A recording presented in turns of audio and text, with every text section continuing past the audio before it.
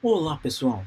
Vou contar para vocês uma história um pouco diferente, tá? Eu normalmente falo sobre assuntos como microserviços, containers, mas eu vou contar uma história que é até recente e que tem a ver com as minhas férias, tá? Olha só que coisa bacana. Tem uma coisa que eu adoro também, que é matemática. Eu gosto muito de matemática, né? Talvez eu não conheça tanto de matemática quanto eu gosto, mas eu vou contar uma história interessante. Essa história minha começa há mais ou menos um mês atrás, quando eu fui colocado em férias, né? Minhas férias já estavam para vencer os 2 anos de férias sem tirar, né? Aquela história, trabalho, trabalho, trabalho, não tira férias. E aí a empresa não deixou, né? Falou, não, não posso deixar vencer 2 férias, senão eu vou ter que te pagar uma outra férias. Foi obrigado a tirar férias. Falei, beleza, vamos lá. Tirei, né? Aquele número que a empresa colocou ali. E falei, bom, vou comprar ficar em férias em casa não tem nada mais desagradável do que a gente tirar férias e ficar em casa. Falei, vou comprar um pacote turístico, né? Fui para um lugar, comprei um pacote turístico em um local não muito visado, né? Que não era tanto uma estância turística procurada pelas pessoas, mas ainda assim era um lugarzinho legal, com praia e por aí vai, né? Fui lá, comprei o pacote todo, né? E depois que eu comprei esse pacote turístico, eu fui lá num desses institutos climatológicos e fui dar uma olhadinha, né? Vamos ver como é que vai estar o tempo lá, né? Quando a gente for viajar, todo empolgado, né? Aí o Instituto Climatológico falou o seguinte, que ia estar em chuva. Falei, puxa vida, né? Aquela coisa típica de azarado mesmo, né? De pessoas que trabalham com informática azarado, né? Além de tirar férias, não vou conseguir aproveitar direito porque vai estar chovendo. Minha esposa ficou chateada. Eu falei assim: relaxa, vamos lá, a gente vai aproveitar de qualquer jeito. Eu vou para a praia de qualquer forma, chovendo ou fazendo sol, não interessa. Bom, e foi, né? E foi. Passou o tempo e tal. Quando faltavam 2 dias para a gente fazer a viagem, eu fui de novo naquele mesmo Instituto Meteorológico dar uma olhadinha. E assim, felizmente, né, por uma felicidade incrível, o Instituto Meteorológico falou que ia estar fazendo sol. Aí eu comecei a pensar, né, na verdade, isso me deu uma ideia que era discutir sobre essa questão que eu vou estar falando aqui. Por que que a meteorologia não funciona? Por que que um instituto tão respeitado, ele não consegue dar uma previsão de longo prazo? Bom, para a gente começar a contar essa nossa historinha, a gente precisa voltar mais ou menos lá para a década de 60 e falar sobre a vida de um meteorologista que se chamava Edward Lorenz, né? Ele trabalhou quase que a vida inteira no Instituto Massachusetts de Tecnologia, né? E ele dedicou boa parte da vida dele ao estudo de clima, de tempo. A história dele começa assim, né? Ele, num dado ponto da vida dele, em torno mais ou menos da década de 60, por aí, ele resolveu estudar, né, a meteorologia, o clima, né? Como é que a gente faz para criar ou prever o tempo? Então, o que ele fez, né? Ele pegou um computador da época, né? Que os computadores na época eram lentos para burro, tá? Que se chamava Royal MacBee, né? Que eram. O que vocês precisam saber sobre esse computador aí? Que ele é lento para burro, tá? Era um troço que assim, não sei nem como era meio processador. É, Daí ele usou esse computador aí para fazer umas simulações de equações atmosféricas. Então ele pegou as principais componentes que regem o clima, pressão, temperatura, os principais elementos atmosféricos, e criou um conjunto de equações onde ele foi simplificando essas equações de forma que ele conseguisse colocar aquilo dentro de um computador e fazer as simulações que ele gostaria de fazer, né? Então ele foi lá, as equações originais dele eram mais ou menos alguma coisa assim, ó,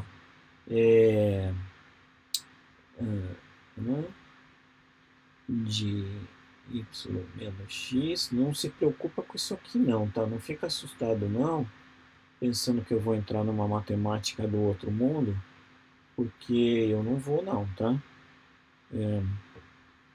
Vou explicar isso de uma maneira dz dt é igual a x y menos beta z. Bom, essas são as equações que ele colocou ali para fazer as simulações no computador Royal McBee, né? As equações que regem o tempo são equações do tipo diferencial, né? O que é uma equação diferencial? É uma equação que mostra pequenas variações em relação aos elementos anteriores. Para você parar para pensar, se você parar para pensar como é que funciona o clima, você tem uma temperatura num dado segundo. A temperatura no segundo seguinte é função dos componentes que existiam no segundo anterior, ou seja, a temperatura no segundo seguinte corresponde uma função da temperatura no segundo anterior, e a temperatura no segundo anterior é uma função do segundo anterior ainda aquele segundo. Então você vai, em informática, você vai fazer uma coisa que se chama iterar. Você vai iterando uma equação, colocando um valor inicial, e esse valor inicial vai gerando um novo valor, que é um novo componente no segundo seguinte, e por aí vai, vai aplicando isso, até que você chega lá naquele tempo, né, naquela linha do tempo em que você queria fazer aquele determinado cálculo, né? É assim que funcionam os componentes para tempo. Então ele pegou essas equações assim, essas equações simples aí, e jogou dentro do computador, né? Tava todo felizão lá, tava todo felizão, simulando, e ia lá e o vento aumentava a temperatura, diminuía a temperatura, aumentava a umidade, diminuía a umidade, opa, choveu, tal, até que aconteceu uma coisa mágica, né? Ele encontrou um determinado ponto do tempo em que ele queria fazer uma determinada simulação. O que ele fez? Como o computador Royal McBee era um computador muito lento, o que ele fez, né? Ele pegou o valor naquele momento em que ele queria fazer o teste, que era 0,532493, né? E ao invés de jogar esse valor na equação, né, ele arredondou. Ele jogou o valor 0,532490. Olha só, ao invés de jogar o valor 3, ele jogou o valor 0, né? E botou lá o computador para funcionar, né? O que ele percebeu foi que ele foi rodando. Depois de um tempão que aquela equação estava em execução, ele gerou um resultado completamente diferente do resultado que ele tinha obtido anteriormente. Aí ele já pensou que na verdade tinha algum problema, ele tinha colocado o valor errado, o computador estava com um erro de precisão. Ele pensou, mil coisas passaram pela cabeça dele, né? Mas o fato é que o que aconteceu foi que, no caso da primeira equação, né, ela evoluía mais ou menos assim e fazia algo desse tipo. No caso da segunda equação, ela começava mais ou menos igual, mas chegava em algum ponto em que ela divergia completamente para outro item lá para baixo, né?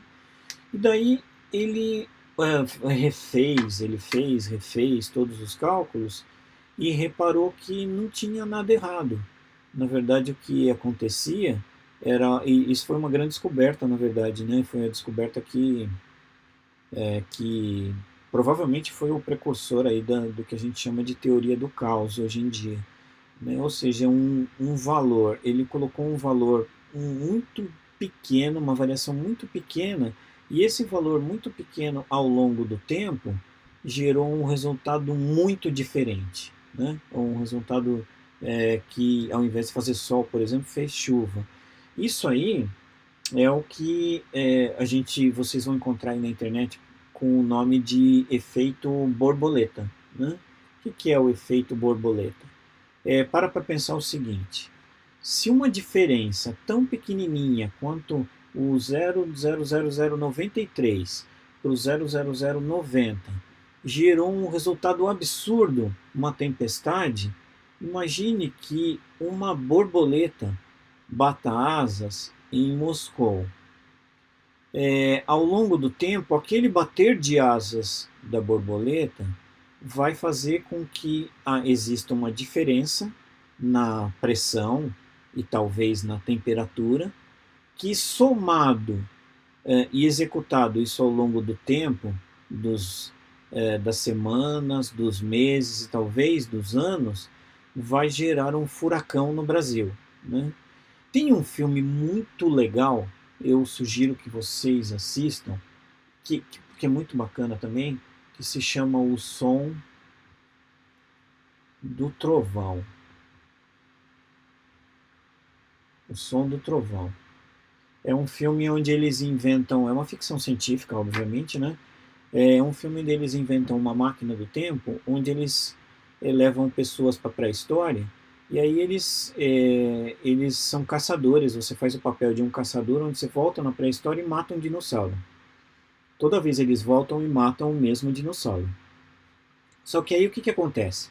Numa das viagens, um cara fica desesperado lá e sai correndo de medo do dinossauro e pisa numa borboleta. E na hora que ele mata essa borboleta, o desdobramento daquilo ao longo de milhões de anos faz com que novas espécies apareçam no mundo. E daí os caras ficam ao longo do filme tentando voltar e resolver o problema, e volta e não adianta, porque ele continua pisando lá na borboleta, mata e tal. E então é um filme muito legal, que ele mostra aí o que é o efeito borboleta, né? Ou seja, uma variação muito pequena numa condição inicial vai fazer com que lá na frente gere um resultado muito diferente. O que acontece, né?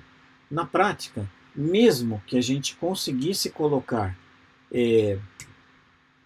sensores de temperatura de 10 em 10 centímetros espalhados por todo o planeta Terra, o simples passar de uma borboleta no meio desses sensores poderia causar uma diferença que ao longo dos anos ou ao longo dos meses irá fazer com que a temperatura lá na frente gere uma coisa completamente diferente daquilo que originalmente tinha sido gerado se a borboleta não passasse. Portanto, toda vez que você for olhar a meteorologia, tenha em mente o seguinte: a meteorologia funciona bem, legal, quando é de um dia para o outro, quando é de 2 dias para frente. Mas se você tiver pensando em fazer uma estimativa para daqui 2 meses ou para daqui 1 ano, creia, isso nunca vai ser preciso, porque o efeito borboleta e a teoria do caos vai garantir que aquilo não vai funcionar. Tá? E por minha sorte, eu tinha a previsão de que iria chover e por sorte eu fui lá e tive uma semana de sol, porque graças a Deus a borboleta passou na frente ali da nuvem e acabou gerando para mim alguns dias de sol durante as minhas férias. É isso aí, gente. Esse é a teoria do caos e o efeito borboleta. Eu vejo vocês por aí. Até a próxima.